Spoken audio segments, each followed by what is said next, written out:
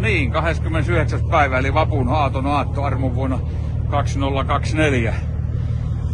Toppilaisalmen satamassa Alpo on kiinnitetty tuohon Tuuran kyljelle.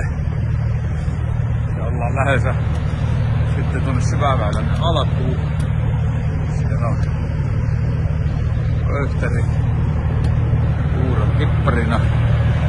Ja lähdetään kääntämään tästä sitten tuonne kohti Syväväylää. Siellä on jäät. Siellä tuossa suuaukolla, eli kun tulee jäät vastaan, niin sitten Alpo kiinnittäytyy tuonne perään. Eli perään hinaukseen. Siihen saakka mennään tässä kivasti kyljellä. Siinä on vanha Alpo ja sen seuraaja Tuura sitten päässyt vierekkäin kohtaamaan toisensa. Ja näin Normandian matka pääsee alkuun.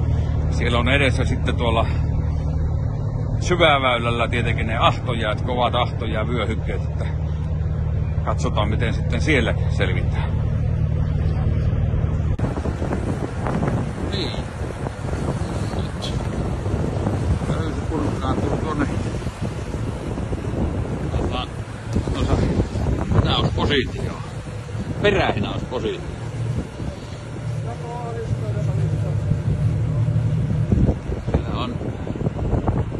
Jäät edessä mennä.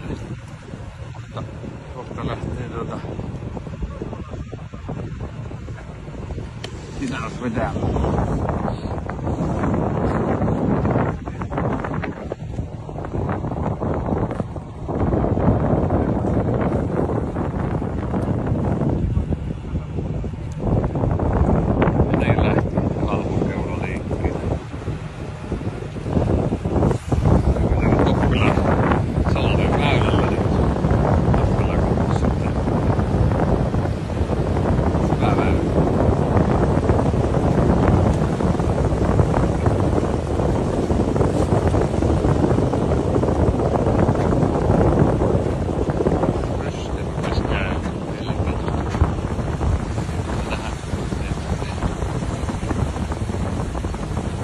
Kulkee, mutta hyvältä näyttää.